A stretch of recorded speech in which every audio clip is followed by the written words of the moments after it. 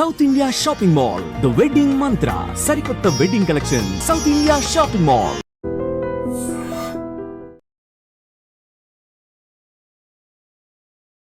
నమస్కారం, welcome to I dream. ధర్మ మార్గం విత్ విజిత కార్యక్రమానికి స్వాగతం.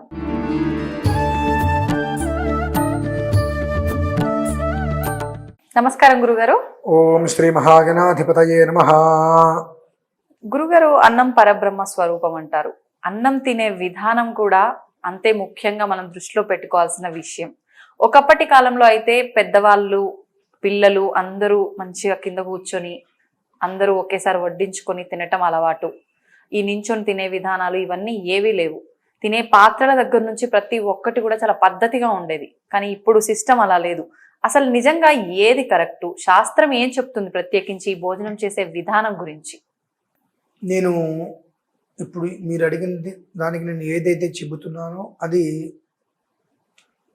అన్నం తినే వాళ్ళకి మాత్రమే నేను చెప్తున్నానండి. అంటే ఇండైరెక్ట్ గా ఇప్పుడు ఇక్కడ పడుతుంది. తప్పులేదండి, అశుద్ధం తినే వాళ్ళు చాలా మంది ఉన్నారు. వద్దులేండి గురుగారు అలాంటి మాటలు ఎందుకు. చెప్తానమ్మా. కొన్ని కష్టమైన అనరాని పదాలు అంటే తర్వాత వాళ్ళు అటువంటి పని చేసేటప్పుడు అది గుర్తొచ్చి మానడానికి ప్రయత్నం చేస్తారు. నాకు ఎవరి మీద కక్ష కోపం నాకెందుకు ఒకరి మీద. కాకపోతే ఇక్కడ నేను అడిగిన ప్రశ్నకి సమాధానం చెప్పే స్థితిలో కూర్చుని ఉన్నప్పుడు అది కాస్త గట్టిగా ఉన్నా ఇబ్బందికరంగా ఉన్నా దాన్ని అనుసరించి చెప్పే ప్రయత్నం చేస్తే అవతల వాళ్ళకి అది విన్నప్పుడు ఒకసారి రెండోసారి అటువంటి పరిస్థితులు వాళ్ళకి గుర్తొచ్చి మానటానికి దోహదపడుతుంది అని చెప్పి కొంచెం గట్టిగా మాట్లాడాల్సి వస్తుంది. ఎందుకంటే అమ్మా, మీరు అన్నం తినే విధానాన్ని అనుసరించి మృష్టాన్న భోజనం అంటే షడ్రసోపేతంగా కడుపు నిండా తినేటువంటి స్థితి ఏర్పడుతుంది. అదే స్థితి నిత్యము పిండాకుడు తినే స్థితి కూడా ఏర్పడుతుంది. మన పెద్దవాళ్ళు కొంతమంది ఏంట్రా పిండాకుడు, ఏంట్రా తింటా నువ్వు అంటుంటారు సార్. టైం కాని టైంలో తిన్నా, ఎలా పడితే ఎలా తిన్నా, అంతకు మించి పూర్వంలో మన ఇళ్లలో విస్తరాకులు వేసిన ప్లేట్లు పెట్టిన పప్పు కూర పచ్చడి అన్నీ వేసి ఆ తర్వాత అన్నం పెట్టేవారు. ఇప్పుడు కంచం పెట్టగానే ప్లేటు అన్నం పెట్టేస్తున్నారు. ఎన్నో హాస్టల్స్లో చూడటానికి విజిట్ చేయడానికి వెళ్తుంటాం కదా, ఆ భోజనానికి వెళ్ళినప్పుడు చూస్తుంటే బాధేస్తుంది. ప్రతిరోజు ప్రేతకుడేనా అంటే అలా పెడితే ప్రేతకుడు సమానమా? చచ్చిపోయిన వాళ్ళకి ఆ రోజు ఆబ్దీకాలు శర్మని ఇవన్నీ పెడతారు కదా, అప్పుడు మాత్రమే ఫస్ట్ అన్నం పెట్టాలి, ఏం పెట్టకుండా. మరి అలా పెడుతున్నామంటే అది ప్రేతకుడు, పిశాచుకుడు, పిండాకుడు కాకుండా అన్నం అవుతుందండి. అన్నం పరబ్రహ్మ స్వరూపం అన్నప్పుడు దాన్ని అదే విధంగా ఉంచాలి. నిత్యం మీరు చేసేటువంటి భోజనాలలో ఆ కంచమునందు లేదంటే విస్తరాకునందు పప్పు కూర పచ్చళ్ళు అవి వేసుకున్న తర్వాత అన్నం పెట్టుకోవాలి. ముందే అన్నం పెడితే అది పిశాచుకుడు అంటారమ్మా. అది తిన్న వాళ్ళకి సరైనటువంటి జీవితం ఉండదు. రెండు, వడ్డించడానికి కూడా ఒక పద్ధతి ఉంటుంది. మన ఇష్టానుసారం వడ్డించకూడదండి. వడ్డించడానికి కూర్చున్నప్పుడు కూర్చున్న వాళ్ళకి కుడి చేతి వైపు, వేసే వాళ్ళకి ఎడం చేతి వైపు కూరలు ఉండాలి. కూర్చున్న వాళ్ళకి కుడి చేతి వైపు, వేసే వాళ్ళకి ఎడం చేతి వైపు కూరలు. పచ్చళ్ళు వచ్చేటప్పటికి ఇటువైపు, కూర్చున్న వాళ్ళకి ఎడం చేతి వైపు పచ్చళ్ళు. దానికి ప్రణాళిక ఉంటుంది. అంటే ఏ పదార్థం ఎక్కడ వడ్డించాలి అనేటువంటిది మన ఇష్టం వచ్చినట్టుగా ఏముంది అని వడ్డించుకుంటూ వెళ్ళిపోతాం, తప్పండి. రెండు, మొట్టమొదటిది ఈ పెళ్లిళ్ళు అవి చేస్తున్నప్పుడు స్వీట్ పెట్టేస్తారు.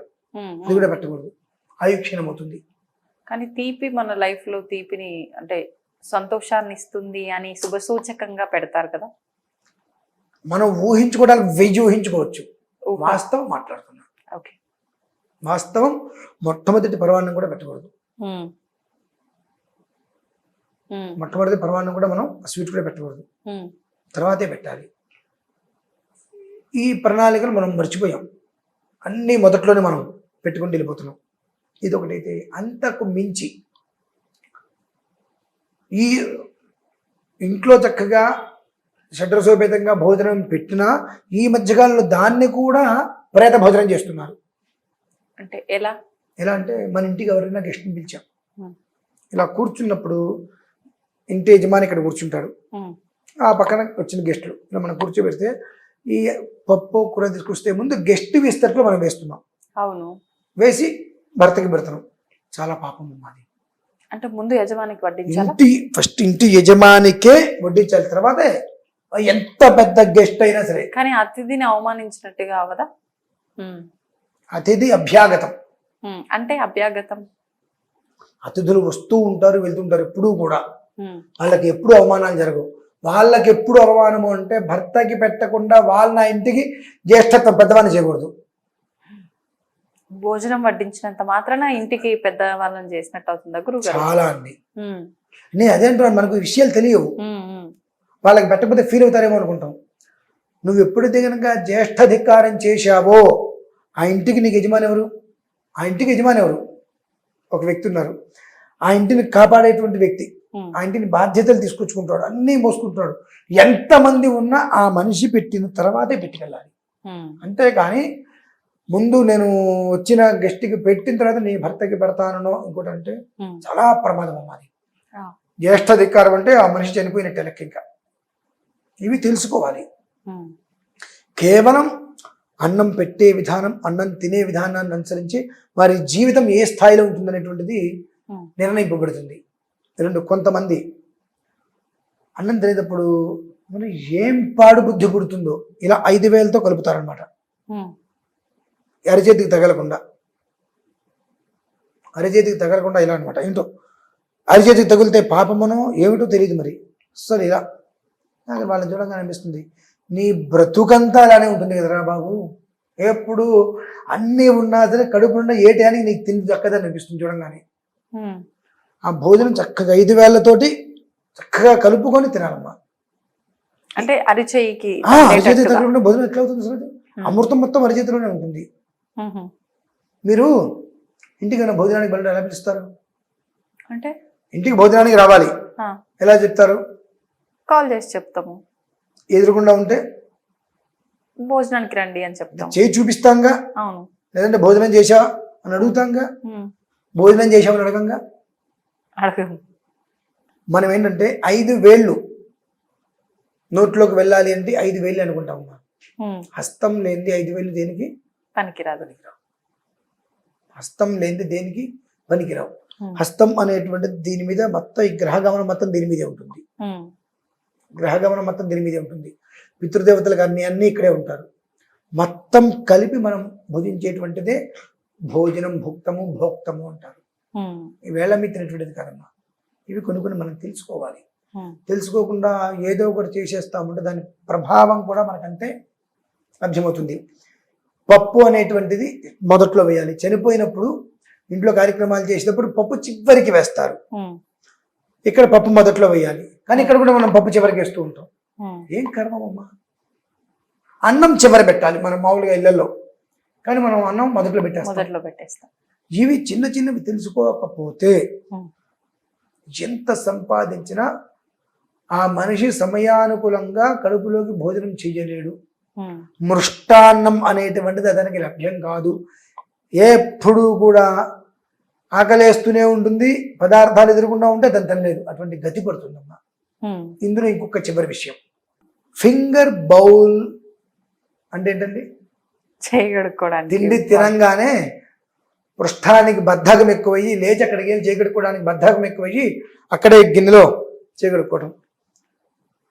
భోజనం చేసిన తర్వాత పక్కకి వెళ్ళి చేయగడుక్కొని రాకుండా తిన్నటువంటి ప్లేట్ కావచ్చు విస్తరగానే తీయకూడదు. First of all. 2, నువ్వు ఎప్పుడైతే కనుక అన్నం తిన్న తర్వాత వెంటనే పక్కన గిన్నెలోనో ఫింగర్ బౌల్లోనో నువ్వు చేయగడిగేసుకున్నావో భగవంతుడు తథాస్తు అంటాడు వెంటనే. అనటం వల్ల నీ బ్రతుకులంతకాలం కూడా నీకు అటువంటి కర్మ పడుతుంది. అంటే కాళ్ళు చేతులు పనిచేయకపోతాయి, కాళ్ళు పనిచేయకపోతేనేగా మనం ఆ కంచి పక్కకి వెళ్ళగా అక్కడే కూర్చున్న చోటు నుంచి కదలకుండా ఉండేటట్టుగా. మనం తిన్న తర్వాత ఆ మనిషి కాళ్ళు పనిచేయవు, నడవలేడు, అనారోగ్యం ఉంది అంటే అక్కడ చేతులు కడుక్కుంటాడు. 1కి 2 సార్లు వింటే వాళ్ళ జీవితం కోసం వాళ్ళకి అటువంటి శాపగ్రస్త ప్రభావం వాళ్ళకి రాకుండా ఉండాలంటే కఠినమైన 2-3 మాటలు నేను అని చెబితే వాళ్ళకి 1 సారి 2 సార్లు అయినా విని 3వ సారి ఆ విషయం జ్ఞాపకం వచ్చినప్పుడు అటువంటి కుంటి బ్రతుకు అంటే దాన్ని ఏమంటారమ్మా, అంగవైకల్యం అంటే ఏదో ఒకటి భగవంతుడు ఇచ్చిందని మనం చేతులు నాశనం చేసుకోవడం, అటువంటి బ్రతుకు మనకు వద్దు అని చెప్పి కనీసం ఆ రకంగా వాళ్ళు గమనించుకొని అర్థం చేసుకోగలుగుతారు అని చెప్పి గట్టిగా కాస్త ఆవేదన అనిపించినా నాకు ఎందుకు అరుస్తున్నాను అంటే కోపం కదమ్మా, ఉమ్, అర్థం చేసుకొని బయటపడ వాళ్ళని వాళ్ళు నిలబెట్టుకోగలుగుతారు ఒక ఉద్దేశంతో. ఉమ్. ఇప్పుడు ఆహారం తినే పద్ధతిని బట్టి కూడా ఆహారం అది అమృతంగా మారటం, చెప్పు. విషంగా మారటం ఉంటుందంటారా? ఇప్పుడు ఇదే ఇది చాలా మంది మనం కొన్ని మాటలు వింటాం, వాడు ఎంగిల్ చేత్తో కాకి కూడా ముద్ద వేయడు అని అని అంటుంటాం. కొంతమంది మరి వాళ్ళు ఎందుకు తింటారు లేదు, పక్కన కూర్చున్న వ్యక్తికి వికారం రావడం కోసమే కానివ్వండి, ఇలా ఇలా ఇలా ఇలా బా అది చూస్తేనే మహారోత పడుతుంది. అవును, కొంతమంది సౌండ్ చేస్తూ తింటారు. ఇలా 4 వేలు లోపల అంతే ఎంత వికారం పడుతుందంటే, మనం భోజనం చేసేటప్పుడు చివరిలో ఆ పెరుగన్నం అలా పిండి ఒక ముద్ద పక్కన పెట్టాలమ్మా. ఎందుకనండి? ఆ ముద్ద పక్కన పెట్టి మనం భోజనం అయిపోయిన తర్వాత Hmm. కాస్త ఈసారి మీరు మామూలుగా బయట వీడియోస్ వెళ్తున్నప్పుడు ఉమ్, కాస్త 60 ఏళ్ళు 70 ఏళ్ళు వాళ్ళ ఇంటికి వెళ్తారు కదా, ఉమ్, వాళ్ళ ఇంటికి వెళ్ళినప్పుడు పెరట్లు చూడండి, ఉమ్, మందార చెట్లు ఉన్నప్పుడు ఆ చెట్ల కింద ఉమ్. చిన్న చిన్న చీమలు బాగా ఎక్కువ వస్తాయి. ఓకే. వాళ్ళు తిన్న భోజనం చేసిన తర్వాత ఆ చేతిని ఎక్కడికి వచ్చి విదిలిస్తారమ్మా ఇట్లా. ఉమ్, కిగ్గుస్విదాసీత్ పూర్వచిత్తి కిగ్గుస్విదాసీత్ బృహద్వయ కిగ్గుస్విదాసీత్ పిషంగిల కిగ్గుస్విదాసీత్ పిలిప్పిల అంటే ఈ పిపీలికాలు, ఈగలు చీమలు ఈ పిపీలికాలు ఇవన్నీ వీళ్ళు తినగా మిగిలిన పదార్థం అలా విధులు చేసేసి అక్కడ చీకటి కోవడం వల్ల ఆ పదార్థం తిని వాళ్ళు క్షేమంగా ఉండాలని కోరుకుంటే ఆ జీవులు ఆ ముద్ద అన్నం పక్కన పెడతాం కదా, ఉమ్, అగ్నిదగ్ధేభ్య అనగ్నిదగ్ధేభ్య అని చెప్పి ఉమ్, మన పూర్వీకులు ఎవరో ఎక్కడో తెలియని వాళ్ళు చనిపోయిన వాళ్ళు ఉంటుంటారు. ఆ ముద్ద పిండేసి అక్కడ పెట్టినప్పుడు ఆ విస్తరాకు తీసుకెళ్ళి అక్కడ పడేసినప్పుడు ఆ కాకులు అవి వచ్చి ఆ పదార్థం తిని దీవిస్తాయమ్మా. ఉమ్. దానికోసం చేయాలి. ఇప్పుడు మొదటి ముద్ద కూడా పక్కన అది పెట్టాలి వేరు మళ్ళీ. అది ఎందుకోసం? అది జీవపిత్రులు చేయకూడదు ఆ పని, అంటే తల్లి పెద్దవాళ్ళు తండ్రి బ్రతికున్న ఉన్న వాళ్ళు. వాళ్ళు చేయకూడదు ఆ పని. తల్లి తండ్రి లేని వాళ్ళు మొట్టమొదటి ముద్ద పప్పు నెయ్యి కలిపి కాకి అంటే పెట్టాలి, ఇద్దరు నిత్యము పెట్టాలి. ఒకరుండి ఒకరు లేనప్పుడు కూడా చేయకూడదా?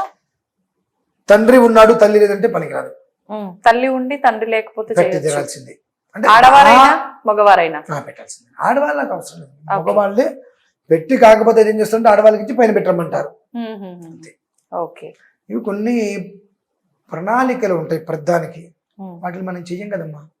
ఆ చెయ్యకపోవటం వల్లనే ఇవాళ మన దగ్గర ఆహార పదార్థాలు ఎక్కువ ఉన్నా సమయానుగుణంగా మన కడుపు నిండలేకపోతుంది. నిండలేకపోతుంది, తిన్న తర్వాత రకరకాల ఇబ్బందులు. ఇవే కారణాలు. నువ్వు తినే విధానాన్ని అనుసరించే అది నీకు అరగాల అరగక్కర్లేదు, అరుగుతుందా అరగదా ప్రతిదీ. అన్న సూక్తం త్రిసుబర్ణం లేదా అన్నపూర్ణ సదాపూర్ణ అనేటువంటి స్మరించుకొని ప్రతిరోజు ముద్ద తీసుకోవాలి. ఇంకొక విషయం అండి, నాకు ఇప్పుడు మీరే గుర్తొచ్చారు.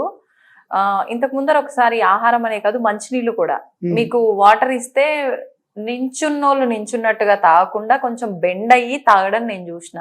అంటే ఎందుకు అట్లా తాగిర్రు అని అంటే మీరు నాకు ఒక సమాధానం చెప్పిర్రు. అది ఏమీ లేదమ్మా, ఆహార పదార్థం పానీయ పదార్థం ఏదైనప్పటికీ కూడా నించొని భోజనం చేసినా నించొని మంచినీరు తాగినా గార్ధభ మూత్రం తాగినట్టే. గార్ధభం అంటే గాడిద తాగినట్టు కనుక మేము ఎక్కడైనా సరే ఇస్తే గబిక్కిన మోకాలైనా వంచినడు తాగుతాం. అంటే అది ఏదైనా శాస్త్రంలో ఉందా? అయ్యో ఎందులో ఉందండి?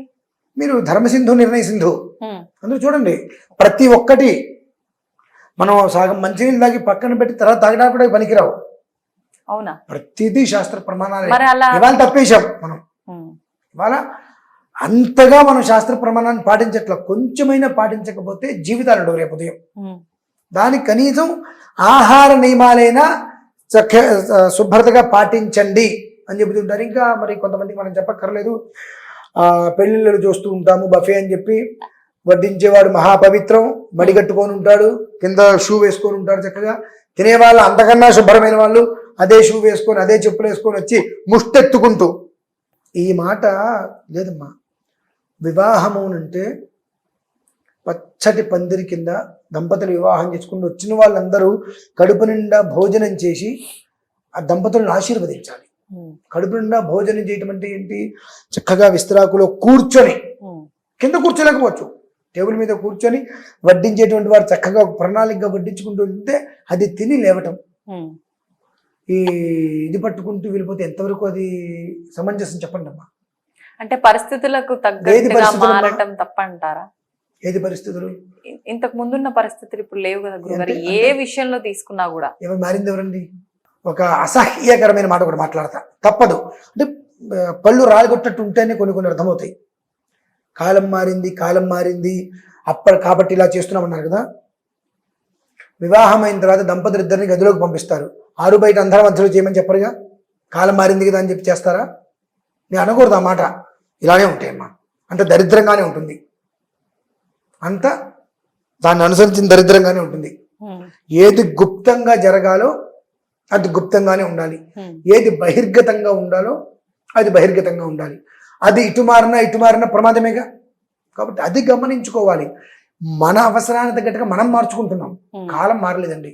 మీ నాయనమ్మ గారు చిన్నప్పుడు కావచ్చు, మీ పిల్లలు చిన్నప్పుడు కావచ్చు, రేపు నా మనవళ్ళు వచ్చి వారికి మనవడు వచ్చినా సూర్యుడు తూర్పు ఉదయిస్తాడుగా. మరి వాళ్ళు ఎక్కడా మారట్లేదు కదండి. కానీ మనం మన అవసరాలకి తగ్గట్టుగా మన గొప్పతనం కోసం మనం కాదంటారా? అంటే ఇంకొక చిన్న డౌట్, మళ్ళీ మీ కోపం కోపం నాకు ఎప్పుడు కోపం కదమ్మా.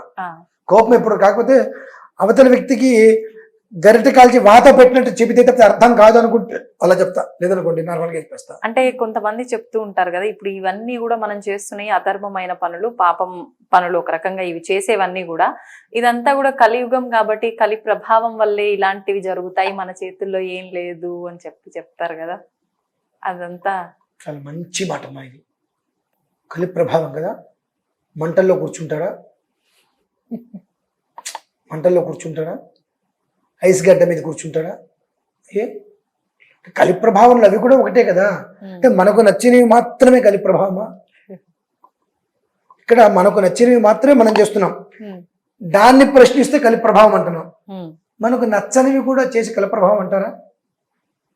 కాబట్టి ఇక్కడ ఏంటంటే కేవలం మన అవసరానికి తగ్గట్టుగా మనం మార్చుకుంటూ, ఎవరైనా అడిగితే దానికి ఒక సమాధానం వాళ్ళకి చెప్పి నిజమే కదా అని అనిపిస్తున్నాం మనం. నాలాంటి వాడైతే ఆ చేయి తీసుకెళ్ళి వేణీళ్ళలో పెట్టి కాలుతుండగా కలి కలి కలి కలి ప్రభావం అంట ఊరుకుంటాడా? చెయ్యి, నువ్వు చేయటం వలన ఎదుటి మనిషికి హాని రాకుండా నువ్వు చేసుకో. నువ్వు ఒక్కడివి చేయటం వలన అది చూసి బాగుందని కొన్ని నలుగురు మొదలు పెడుతున్నారు. తాను చెడ్డకోతే వనమంతా చేర్చిందన్నారుగా. అంటే ఒకరి నాశనానికి ఒకటి కారణం అవుతున్నాడుగా. అది నువ్వెందుకు అవుతావు అంట నేను.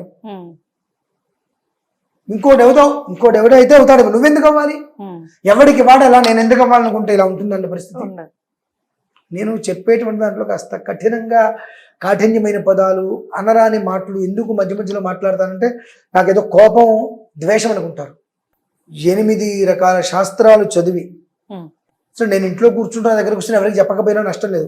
ఇక్కడికి వచ్చి మీరు అడిగినప్పుడైనా కనీసం ఇది నువ్వు అనుభవిస్తే బాగుపడతావు లేదా నాశనం అవుతావు, నీ ఇష్టం, నీ కర్మను నువ్వు బాగు చేసుకుంటావు లేదా అనేటువంటి విషయాన్ని చెప్పలేనప్పుడు నేను ఇక్కడ కూర్చోవడం దేనికి? మీరు ఇలా చెయ్యండి అని నేను చెప్తున్నా కదా. చెప్పడం చేతగానప్పుడు నేను ఇక్కడ కూర్చొని చెప్పకూడదు. ఇక్కడ నేను కూర్చొని చెప్పాలి అంటే కష్టమైన, నీకు వినటానికి ఇబ్బందిగా అనిపించిన ఇదే వాస్తవాన్ని చెప్పాల్సి అని చెప్పగలిగితే ఆయన నన్ను కనీసం కరుణించకపోయినా ఆగ్రహించుకుంటా ఉంటాడు. లేదనుకోండి ఆయన కొట్టేది ఎక్కడో పడతాం వెళ్ళి. అవి నేను పాటిస్తానమ్మా.